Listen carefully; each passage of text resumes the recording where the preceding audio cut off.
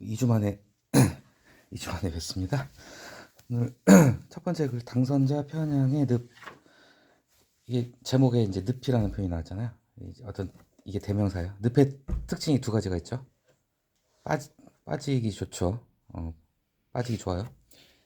더 중요한 건 한번 빠지면 헤어나기가 어렵다는 거죠. 못 나와요. 한번 늪에 빠지면 죽죠. 뭐 정글 같은 데서 늪에 빠지면.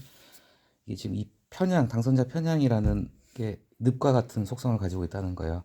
빠지기 쉽다. 결국 지금 뭐 뒤에 이제 국민의힘 비판하는 거지만은 선거에 지고도 정신 못 차렸다. 늪에 빠졌어. 근데 니네 그거 빠져나오기 어려울 것 같아. 마지막 문장 보면은 이대로라면 4년 뒤 총선도 답이 뻔하다는 얘기까지 나오죠. 비극이다. 뭐 이렇게 굉장히 이게 참고로 말씀드리면 선거 끝나고 그 칼럼 사설들 보면요, 특히 보수 언론이 더 그래요. 보수 언론이 정말 너네 정신 언제 차릴래? 이 글에서 다룬 이 당선자 편향의 늪에서 지적하는 부분이요, 모든 보수 언론에서 다 때리고 있습니다. 오늘도 여러 개 실렸어요. 선거에서 그렇게 참패를 하고도 너네가 정신을 못 차리냐, 지금 아주 그냥 계속 때리고 있습니다. 지금 대통령실도 지금 대통령에 대해서도 비판을 굉장히 강하게 하고 있고요. 이거는 뭐 다 읽어보셨을 테니까. 이제 우리가 이런 케이스 형태의 글을 많이 봤잖아요. 딱 반으로 나눠서 앞에 반에서는 정작 뒤에서 이제 작가가 하고자 하는, 필자가 하고자 하는 얘기를 하기 위해서 이제 시켜서 뭐 밑밥이랄까? 이 당선자 편향이라는 걸 갖다가 설명을 하기 위해서, 주장을 하기 위해서 생존자 편향이라는 개념을 가지고 왔잖아요. 근데 굉장히 이제 생소한 개념이 우리가 잘 모르니까 상당히 이제 자세히 설명을 한 거예요. 생존자, 그러니까 어떤 우리가 글의 설득력을 높이기 위해서는 이제 비유, 어떤 상징 이런 게 필요하잖아요. 근데 비유를 하기 위해서 생존자 편향을 당선자 편향으로 바꿔서 그걸 갖다가 설득력 있게 얘기하기 위해서 앞달락을 이렇게 할애를 한 거죠. 절반을 갖다가. 그래서 생존자 편향이란 개념, 뭐 저도 오늘 처음 봤는데 이런 개념을 설명한 거죠. 다 읽어 보셨죠? 이거 재밌어요. 그죠? 이게 참 저는 기가 막혔어요, 보면서. 일단 자, 돌아온 전폭기들, 비행기들, 전투기들, 전폭기 피격 부위를 조사했단 말이에요. 그런데 동체가 총알이 제일 많이 맞았다. 그래서 거기를 보강했다. 그게 아니라는 거죠. 그 다음 단락에서 가장 취약한 부분은 손상이 안 된 부위다. 왜냐, 손상이 안 됐으니까 살아 돌아온 거고, 손상된 건 거기 한 발만 맞아도 그 추락했으니까 못 들어왔다는 거죠. 다 읽어 보셨죠? 그래서 이게 우리가 빠지기 쉬운 어떤 착각을 갖다가 이제 바로 잡았다는 거. 이 아브라함 왈드라는 헝가리 수학자가 약한 곳과 강한 곳이 반대로 뒤바뀐 거다, 이거. 그래서 이 어떤 통계적 오류, 그리고 이제 이 통계적으로 이 부분도 주의할 게 뭐냐면은, 이거 이제 이 글에서는 이 단락은 그냥 한 줄로 처리가 되는데, 통계 전공하신 분은 좀 이해하실 거예요. 더 쉽게. 미기한, 그 돌아오진 항공기를 조사 대상에서 아예 제외했다는 게 이게 엄청난 통계적 오류다. 정작 중요한 건 문제가 된 게 뭐예요? 못 돌아온 애들이거든요. 추락 당한 애들, 격추당한 애들.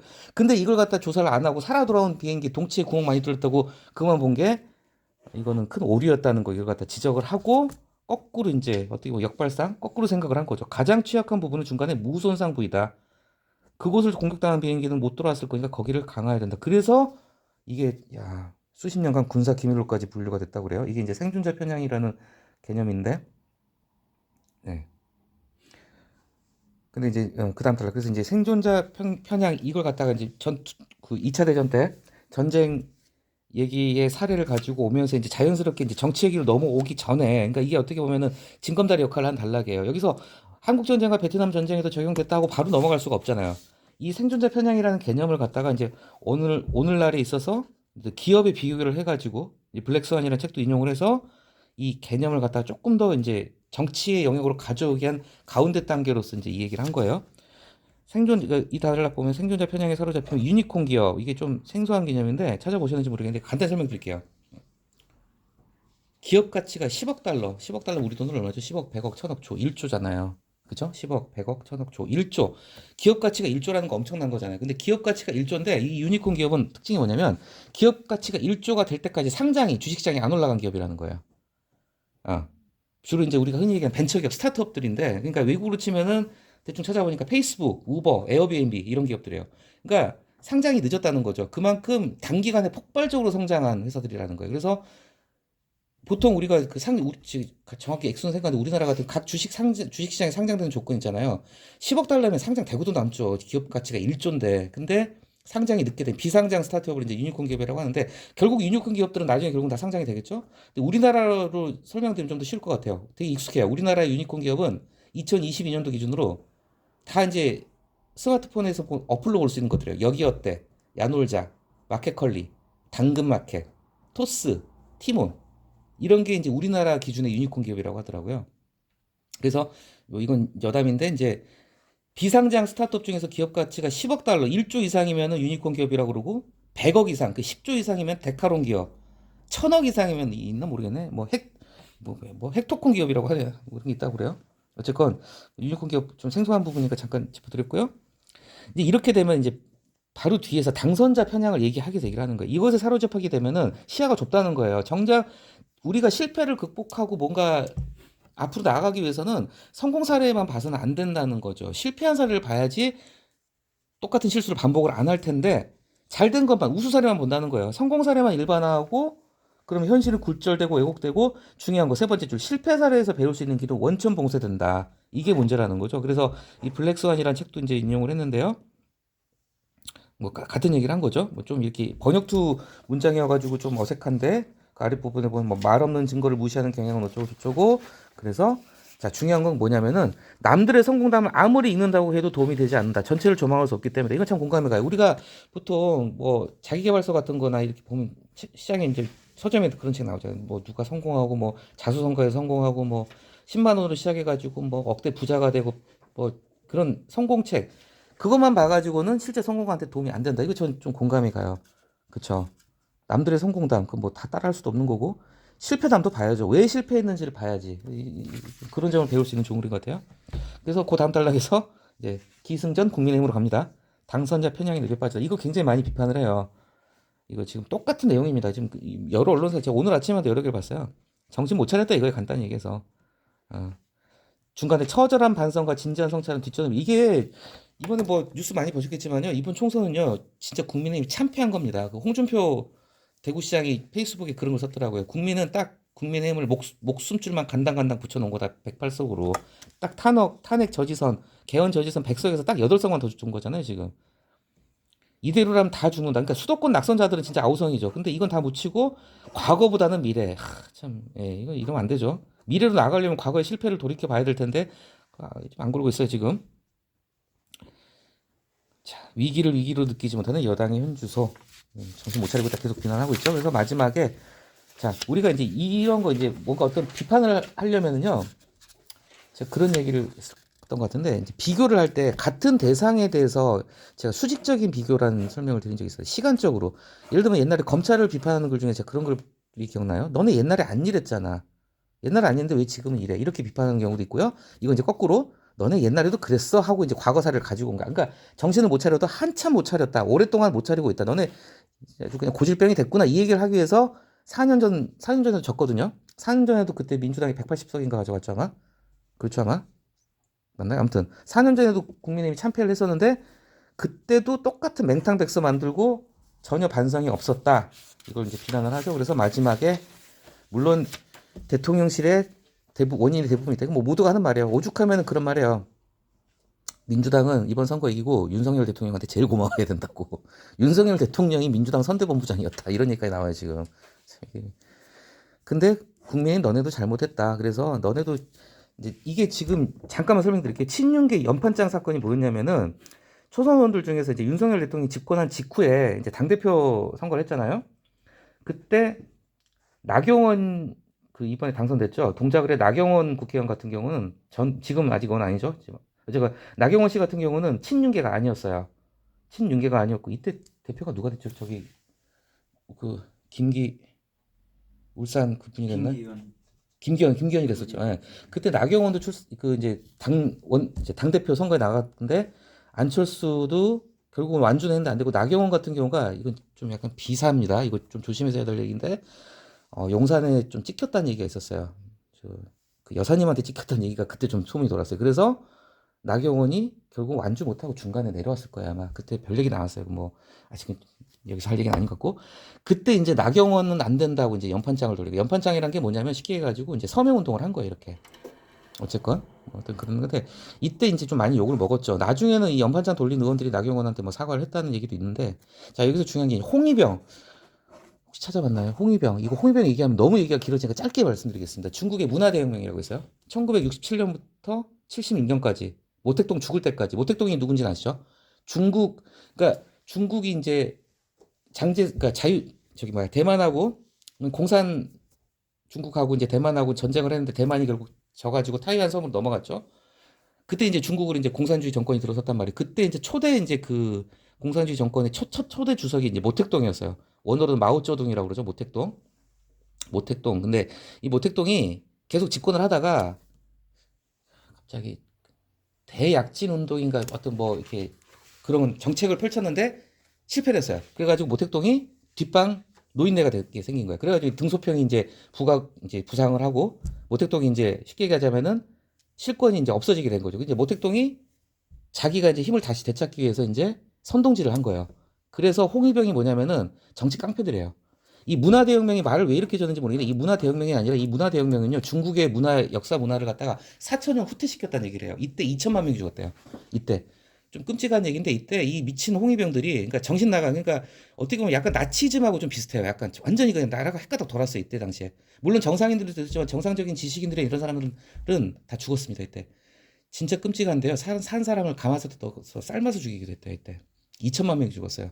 이제 모택동이 자기 입지를 강화하기 위해서 사람들을 선동했고 그 선동에 나선 쉽게 얘기해서 모택동의 극렬 지지자들 거의 뭐 약간 거의 광기에 가까운. 그래서 이 홍위병이라는 말은 절대 좋은 말이 아니에요. 그러니까 미친놈들이라는 소시예요. 쉽게 얘기하면 미친놈들, 정신 나간 놈들. 그러니까 어떤 특정 뭐 정치인이죠. 뭐 또 특정 정치인, 특정 세력에 그냥 무비판적 맹목적으로 추종하고 그냥 눈이 뒤집힌 정신 나간 애들 갖다가 홍위병을 해요. 절대 좋은 뜻이 아닙니다. 그런데 굉장히 이거 홍위병 역할까지 이게 이제 우리가 굉장히 그래서는 많이 쓰는 표현인데 홍위병이라는 게 굉장히 욕이에요. 미친 정치 깡패들이에요. 쉽게 얘기하자면. 예. 아무튼 자 그래서 마지막에 재밌는 게요. 이거 보셔야 됩니다. 저는 이런 걸 좀 주목하시는 게 좋은 게 자 다운표 나죠. 편향은 하나의 회로처럼 작동한다. 자 회로 이게 어떤 뜻일까요? 편향은 하나의 회로처럼 작동한다. 왜 회로처럼 작동한다고 했을까요? 반복된다는 뜻이에요. 우리가 회로 그러면 전기 기판 생각나죠. 전기 회로 이렇게 전기 회로는요 절대로 한 군데가 오픈되면 안 됩니다. 닫혀 있어야 전기가 흐르잖아요. 흐름이 끊기면 전기가 안 흐르니까 회로의 회자가 서킷 돌회자예요. 그러니까 전기라는 건 계속 통하기 위해서는 돌아야 돼요. 중간에 끊기지 않고 계속 같은 이 지도상을 갖다가 전기가 돈다는 거죠. 이게 뭐냐 반복이라는 거예요. 그러니까 편향은 결국 반복되고 그러니까 사람들이 거기 빠지면 헤어나기가 힘든 늪이라는 그런 뜻인 거예요. 여기. 그래서 이 회로라는 게 제목에 나온 늪하고 좀 연결을 시켜서 이 의미를 갖다가 그냥 무심코 보면 그냥 회로인가 보다 하겠지만 이 회로는 그런 뜻이라는 걸 아셔야 됩니다. 회로 돌아갈 회자. 그래서 계속 빙빙빙빙 빙글빙글 돌고 반복이 된다. 뒤에 나오죠. 습관이 돼 버린다. 반복된다. 이 얘기를 하는 거예요. 그래서 중앙일보 보수 언론에서 비판합니다. 너네 정신 계속 못 차리고 있으면 4년 돼도 답이 뻔하다. 오죽하면은 뭐 어떤 칼럼에서는 그랬더라고요. 이제 국민의힘은 패배를 자연스럽게 받아들이는 집단이 돼버린 것 같다. 지금 총선이 네 번째 패했거든요. 지금 제가 알기로 세 번째가 네 번째 패배인데 패배를 갖다가 그냥 당연한 걸로 받아들이고 전혀 개선을 안 하려고 한다. 그러니까 보수 언론들이 지금 계속 쓴소리를 하고 있습니다. 보시고요. 오늘은 뭐 재밌게 성심당에 관한 글이 두 개나 있어가지고 제가 골라봤어요. 가보셨어요 혹시? 가보셨어요? 가보셨어요? 저 못 가봤는데 진짜 가보고 싶거든요. 여기 무슨 뒤에 나오는데 딸기 시루인가는 3시간을 갖다 웨이팅을 해야 된대요. 드셔보셨어요? 딸기 시루 드셔봤어요? 맛있어요? 이거 튀김소보로 먹어봤겠네. 아 이거 먹어봐야 되는데 한번 가보고 싶어요. 이 성심당 저도 이번에 성심당에서 좀 찾아보고 공부를 했는데 요거만 보셔도 충분할 것 같아요. 일단은 이제 성심당에서 배울 점을 갖다가 제가 이제 이걸 고른 이유가 뭐냐면은 대전 성심당이 말 그대로 지역 경쟁 두 번째 글인데요. 이 성심당의 성공 비결이라면은 이 두 가지인 것 같아요. 근데 첫 번째에서는 주로 이제 어떤 윤리적인 부분. 굉장히 이분 대단한 분이더라고요. 진짜 뭐 하나씩 볼게요. 대전 성심당에 이제 돌아가셨죠. 임길순 창업주. 지금 이 아들하고 그 며느리가 지금 이제 이어 물려받아서 하고 있는 것 같아요. 뭐 이제 실향민이시고 그쵸 독실한 이제 천주교 신자였다. 자 흥남부도 50년 12월에 이제 그 바람찬 흥남부도 노래됐는데 이거 아시죠? 흥남에서 대철수 피난민들이 대거 그 메르딕스 빅토리온가 그 배를 타고 거제도로 옵니다. 여기 타고 있던 유명인이 누구였죠? 문재인 대통령.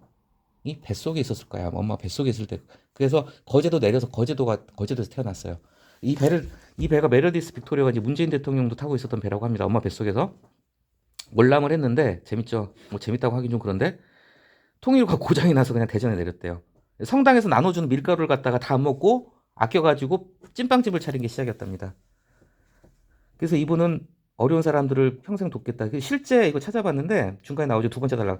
당일 팔던 남은 빵은 모두 이웃한테 다 나눠줬답니다. 근데 나중에는 워낙 빵이 잘 팔리니까 남는 빵이 없으니까 기부할 빵을 따로 만들었대요. 다 팔고 나면 기부할 빵이 안 남으니까 잘 팔리니까 또 빵을 추가로 만들어가지고 지금도 이걸 하고 있답니다. 이 참 굉장히 그래서 성심당은 별로 욕먹을 구석이 없는 거의 없는 그런 기업이더라고요. 어쨌건 그리고 이것도 유명한 일화래요. 87년 6월 민주항쟁 때 시위대한테 빵을 나눠줬다가 잡혀갔대요. 근데 전경들이 우리도 그 빵 먹었어 이러니까 풀려나되는 거죠. 재밌죠? 예, 뭐 그랬고 이제 마지막 단락에서 엄청난 매출 뭐 빠바 뚜레쥬르도 이겼죠. 1등 빵집. 자, 그래서 착한 동네 빵집이 이제 대자본과의 경쟁에서 이겼다. 뭐 근본적인 건 나눔의 철학. 그리고 이제 대전밖에 지점을 안 내는 이유는 이 다음 글에 이제 자세히 나오니까 거기서 보겠습니다. 예. 이게 보니까 제가 찾아보니까 그 지역의 명물 빵집 있잖아요. 뭐 대한민국 3대 빵집 그러면은 대전 성심당, 군산 이성당, 순천 화월당 뭐 이렇게 있나 봐요. 또 광주의 뉴욕제과 이런 식으로. 근데 군산의 이성당도 유명하잖아요. 저도 가보진 않았는데 근데 군산 이성당이나 뭐 어디? 순천의 화월당 이런 데는 잘 되고 나서 다 서울에 지점을 냈어요. 서울에도 다 지점이 있대. 전국 각지에 뭐 이런 식으로. 근데 대전 성심당은 아직도 이 고집을 안 꺾는데 절대. 그래서 대전 성심당이 잘 되니까 백화점이나 특히 이제 대전 성심당 같은 경우는 대전에만 뭐 지점이 뭐 한 뭐 10개는 있는 것 같아요. 근데 대전에 롯데백화점은 입점을 했대요. 이것도 되게 고민하다 들어갔대요. 롯데백화점 들어가는 게 맞는지. 근데 대전 롯데는 들어갔는데 생각해보세요. 서울의 신세계나 롯데에서 여기 얼마나 러브콜을 보냈겠어요. 파격적인 조건 걸면서 어? 근데 아직까지도 절대 그 고집을 안 꺾는 멋진 데죠. 다음 글. 그리고 이제 한 가지 여담이니 대전 성심당이 좀 클 수가 있었던 게 대전광역시에서 그냥 작정을 하고 밀어줬답니다. 여기를 갖다가 엄청나게 행정적인 혜택도 주고 키우려고 키워준 거죠. 대전시에서 엄청 키워줬대요. 그 덕에 성심당이 좀 이렇게 더 커지게 됐다고 해요. 자, 항상 어떤 글이든지 특히 이제 이런 글 같은 경우는 이런 기법이 가장 많이 써요. 대전 성심당을 얘기하면서 이 글 쓴 기자가 자기 경험을 자연스럽게 쓰는 거예요. 걱정하지 마세요. 자기 경험이 없다 그러면은 옆에 사람 걸 갖다 자기 걸 써도 됩니다. 예. 예. 뭐 그러면 안 되겠지만 가공을 해도 되겠죠. 어쨌건 자, 성심당 한번 들른 적이 있다. 뭐 그래서 이제 이런 얘기를 뭐 하죠. 이게 많이 싸다고 그러더라고요. 굉장히 저렴하다. 착한 가격이다. 정말 맛있다. 뭐 저 자기 경험을 얘기한 다음에 두 번째 똑같은 숫자 그대로 반복되죠. 매출 갖다가 1,000억이 넘었다. 뭐 뚜레쥬르도 이기고 저도 깜짝 놀란 게 빠바보다 뚜레쥬르가 영업이익이 더 많나 봐요. 근데 빠바는 지금 좀 욕을 많이 먹죠. 그래서 실제 빠바 불매 운동도 좀 있고 그래서 예, 아무튼 그 다음 이제 하려는 얘기가 이겁니다. 대전 성심 대전의 프리미엄을 철저하게 대전에서만 영업을 한다. 그래서 성심당 빵을 사려면 무조건 대전을 갈 수밖에 없다. 예. 그래서 그 다음 달라 뭐 이거는 뭐 자세히 볼 건 없고요. 뭐 브랜드 가치 1위. 그래서 이제 제가 이거를 꼽은 이유는 지역 소멸 불균형 발전을 우려하는 시대에 어떤 로컬에 가지는 지역 경쟁력이 대표적인 사례다. 그쵸? 그래서 이제 여기서 보면은 좀 보실 게 정주 인구라는 게 다운표 안에 이제 연구원이 어떤 말이 있냐면 정주 인구. 이제 이게 정주 인구의 더 이상 이제 인구 소멸 시대 정주 인구로는 견적이 안 나오니까 도저히 답이 안 나오니까 이제 생활 인구라는 개념을 끌어왔어요. 이거 좀 기억을 해두시면 좋아요. 생활 인구라는 개념은요. 이렇게 보시면 돼요. 제 개인적인 경험을 좀 얘기할게요. 저 같은 경우는 집이 이제 양주거든요. 양주 광정면인데 일주일에 한 4, 5일은 양주 광정에서 잡니다. 저는 금요일 날 무조건 연천에 있는 이제 농막에 가서 자거든요. 그러니까 저는 일주일에 이틀은 연천에서 살아요. 이게 생활인 거예요. 기준이 뭐냐면은 일일 3시간 월 1회 이상 그 지역에 체류를 하면 그냥 생활인구로 보자는 거예요. 왜냐 거기서 팔아주니까. 저는 그러니까 제 용돈이랄까 제 쓰는 돈에서 한 절반 가까이 연천에서 써요. 거기 편의점에서. 이거 그러니까 생활인구 개념으로 넓히자 이제 이게 여담으로 이 생활인구 개념이라는 게 앞으로 인구 감소 문제에 있어서 한번 좀 주목되는 그런 개념입니다. 어쨌건 간에 지역 대표각의 성심당 그러면서 이제 성심당이 대전을 고집하는 이유 이제 그 다운표에 나왔죠. 이 김미진이란 분이 이 창업주의 며느리인 것 같더라고요 보니까 지금 그 창업주의 아들의 부인 그렇죠. 대전의 어떤 자존심, 자부심, 로컬 기업으로 해서 그 어떤 자존심 이런 거 참 잘한 것 같아요. 만약에 성심당이 제 생각에도 성심당이 서울에도 있고 의정부도 있고 그러면은 그 순간이 같이 떨어지는 거예요. 그 순간 파리바게뜨 더 뭐가 다르겠어요, 그죠? 근데 이건 참 전략적으로 잘 선택을 했다는 생각이 듭니다. 그래서 지역을 살리기 위해서 이 어떤 로컬 기업 하나가 어떻게 성장하는지 좀 우리가 우수 사례로서 한번 공교롭게 이런 때가 있어요. 같은 소재나 주제에 글이 두 개가 실린데도 그래서 성심당이 두 개 실렸길래 골라봤습니다. 여기까지 할게요.